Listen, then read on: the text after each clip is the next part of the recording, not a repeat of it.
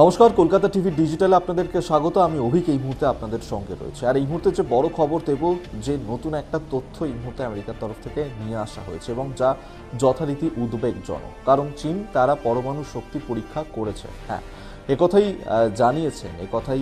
জানিয়েছেন এক মার্কিন আধিকারিক। তিনি যেমনটা দাবিও করেছেন, আপনাদেরকে জানাবো ঠিক কি উল্লেখ করেছেন।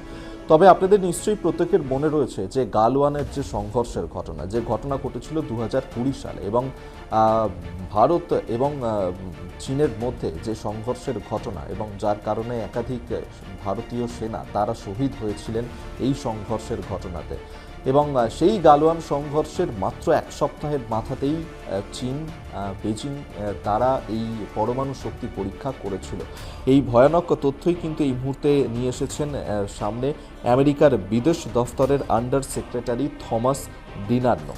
এবং শুধু তাই নয়, সেক্ষেত্রে বিভিন্ন ধরনের প্রযুক্তি তারা ব্যবহার করেছিল এই পরমাণু শক্তি পরীক্ষা করার জন্য। এবং যেমনটা বলা হচ্ছে যে এই এতটাই শক্তিশালী সেই প্রযুক্তি যে যখন ধরুন এই পরমাণু বিস্ফোরণের ঘটনা ঘটানো হয়, সেই সময় কিন্তু যে কম্পন অনুভূত হয় সেই কম্পন অনুভূত হবে অনেকটাই কম। এই ধরনের একটা প্রযুক্তি, এই ধরনের একটা সিস্টেম চীন তারা ব্যবহার করেছিল এই পরমাণু বিস্ফোরণ ঘটানোর সময়।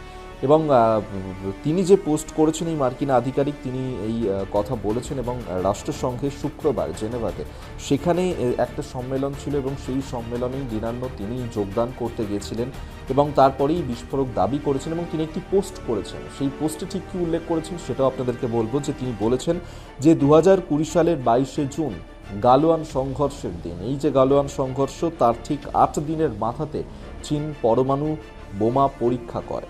আর তারপর গোটা পরীক্ষাটা যাতে গোপন থাকে সেই জন্য তারা ডিকাপলিং প্রযুক্তি ব্যবহার করেছিল।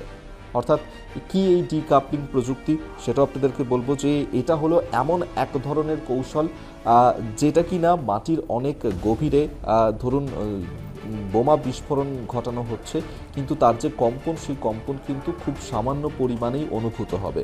এবং এই গোটা বিষয়টাই যাতে গোপন থাকে সেই কারণেই দীর্ঘদিন ধরে পরীক্ষা নিরীক্ষা চালিয়ে বেজিং এই কৌশলটা তারা ব্যবহার করেছে এই পারমাণবিক পরীক্ষা সম্পন্ন করার জন্য। তবে বিশেষজ্ঞরা যারা বলছেন তারা একথাই বলছেন যে চীন যদি সত্যিই এই ধরনের পারমাণবিক পরীক্ষা করে থাকে তাহলে কিন্তু সেটার নেপথ্যে তাদের দীর্ঘদিনের পরিকল্পনা ছিল। তারপরেই এই ধরনের পরমাণু বোমা বিস্ফোরণের ঘটনা তারা ঘটেছে এবং এই পরীক্ষা তারা করিয়েছে। এবং পুরো বিষয়টাই যাতে গোপন থাকে সেই চেষ্টাই অনবরত চালিয়ে যাওয়া হয়েছে এবং কোনো তথ্য যার কারণে চীনের তরফ থেকে প্রকাশ করা হয়নি।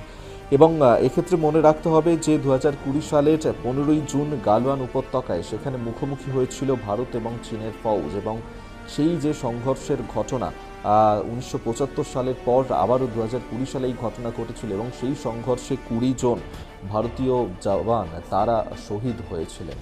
আর তার ঠিক 8 দিনের মাথাতেই চীন এই ধরনের একটা পরিকল্পনা করে বিস্ফোরণের ঘটনা ঘটে। আগামী দিনেও চীন কি তাহলে বড়সড় কোনো পরিকল্পনা করছে, তারা কি আরও কোনো হামলা করতে পারে, সেই নিয়েও কিন্তু একটা উদ্বেগ এই মুহূর্তে তৈরি হয়েছে। এবং বিশেষজ্ঞরা তারাও এই কথাই বলছেন যে চীনের দীর্ঘমেয়াদী একটা পরিকল্পনা রয়েছে, তারপরেই তারা এই ধরনের সিদ্ধান্ত নিচ্ছে। এবং যা নিয়ে ইতিমধ্যেই ভারত তারাও কিন্তু সচেতন রয়েছে, সতর্ক রয়েছে। আজকের মতন ভিডিওটা এখানেই শেষ করছি। দেখতে থাকুন কলকাতা টিভি ডিজিটাল, রাত দিন 7 দিন।